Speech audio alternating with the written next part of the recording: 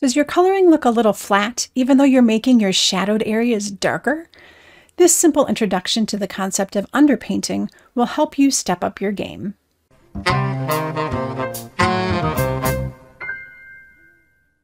Every technique video is narrated live while I'm doing the technique, so you're getting a real-time view of how the whole process works.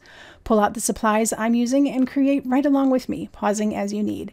Before we get started, don't forget to like this video and subscribe to my channel. I appreciate it.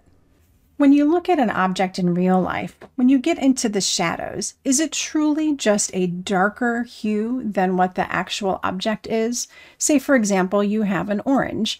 If you're looking at those shadowed areas, is it really just a darker orange, or is it a whole nother color altogether? In coloring, underpainting is the technique that will help you achieve that. So let me show you a quick demonstration. I'll be using alcohol markers for this technique, but you can use it in watercoloring and with colored pencils as well. So I'm going to start off by showing a typical dark to light blend. And I'm just going to take my markers like normal and start with the dark color, filling in the space. And as I want to get lighter, I'm just going to grab my next color and continue down until I get a nice blend. Now, this is the way that many people color, and they expect to get really beautiful, amazing blends that have lots of depth and dimension to them because you've gone from light to dark and you've created something that you feel should really approximate the look of a shadow. But when you take a look at a real life study and you say, oh, that shadow area really isn't orange, it's some kind of funky gray orange or maybe even a brown, you're starting to talk about the concept of underpainting, and that's going to be what helps you create those really rich shadowed tones. So here we go. We've got just a typical blend from dark to light, and that's okay, but let me show you what underpainting can do. Now, in this video, I'm going to show you underpainting with just shades of gray. There are a lot of different approaches to underpainting, but this is a fairly universal one. You can use neutral grays, warm grays, or cool grays. They will give you a slightly different effect, but it really doesn't matter what shade of gray you use. What you're going to want to make sure is that your shades of gray are fairly light, just bordering on a mid-tone. So I've got a light gray and a darker gray. So let me show you what these both look like here. So here's the lighter gray.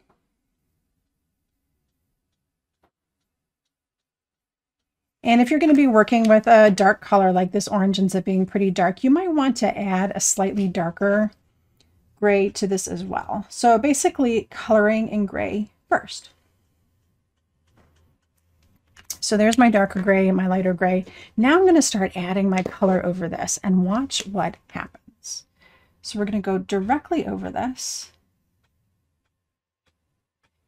And as you know, when you're working with alcohol markers or even with watercolor, colored pencils, the colors are going to start to mix and mingle together. Can you see the difference of the orange here already versus the orange up here? It is much duller, and it's going to look more like a shadowed effect. So again, if we start thinking about what that orange looks like when it's in the shadows, it's not necessarily an orange color, is it?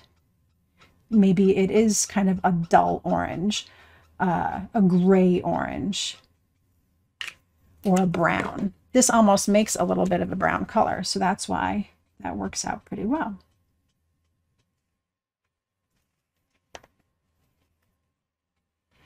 So as I'm finishing up my blend here, you can see that at the bottom here, it's not really being affected by the gray because the gray did not come all the way down. And that's okay. This is where you're in the light and where that color is going to look more natural like you want it to.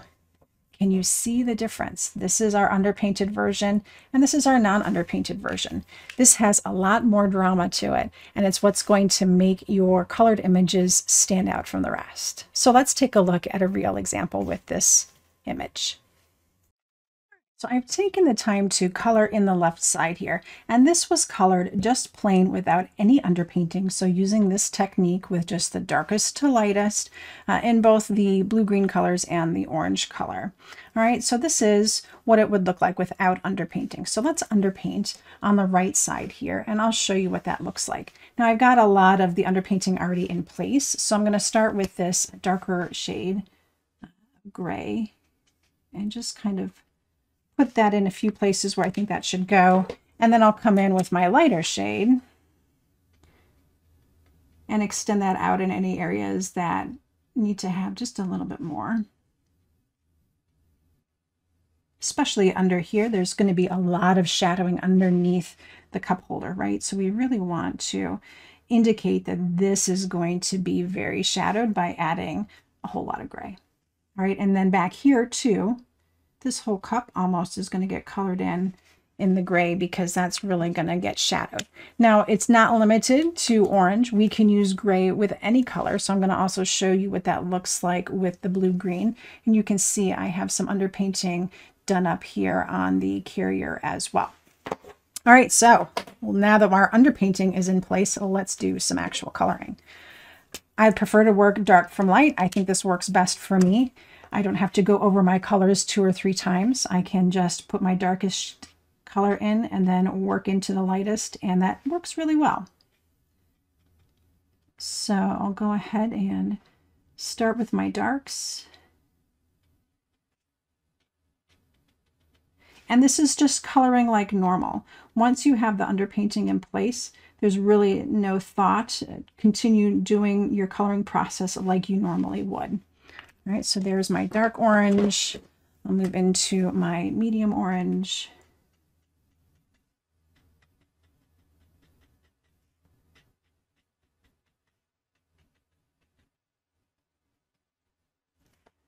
So there we go.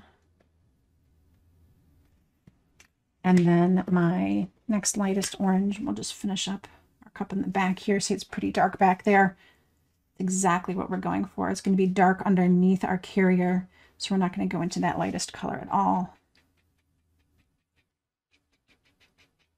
And I'll finish up the front of the cup here with my lightest shade of orange. Help blend that all in.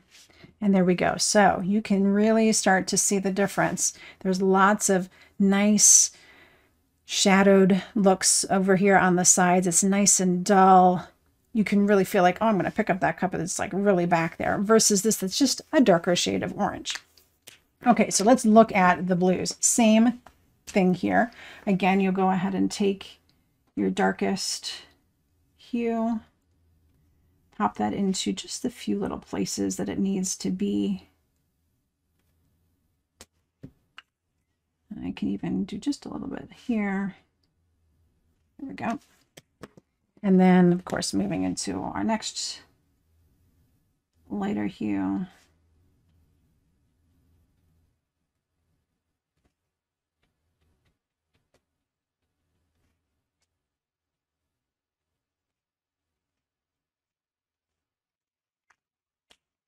And working our way to our lightest. So we've got this one.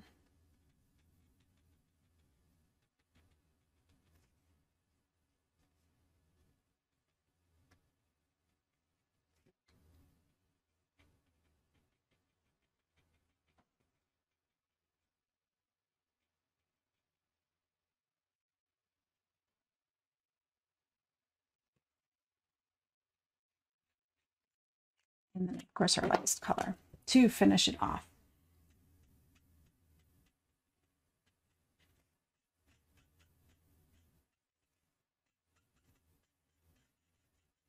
And there we go. Now you might be asking, what happens if I forget to underpaint and I want to add in some of that look? You certainly can, especially with gray, you can come back in and add extra. So if you feel like it's really not moody enough, you can come back in and add some of that on top. Just be careful that the gray that you select is not too light, because as you know, the lighter that you go, especially, you know, when you're talking about alcohol markers, the lighter you go, the more colorless blender is included in this, and that could accidentally push out your color instead of blending in with it. So you're going to want to make sure that whatever gray it is that you choose to add in your underpainting, or at this point you're overpainting, is not going to push out your color because it's got too much colorless blender in it. So see, I can add in just a little bit extra if I want to really amp up those shadows. And there you go. So now you know how to add in an amazing level of depth with your coloring with just one easy extra step. I hope you enjoyed this technique and you add it into your toolbox sometime soon. When you give it a try, share it out on Instagram and tag me at NicoleWatt I always love to see what your creative mind is thinking. Thank you so much for spending a little time with me today. And until next time, happy crafting.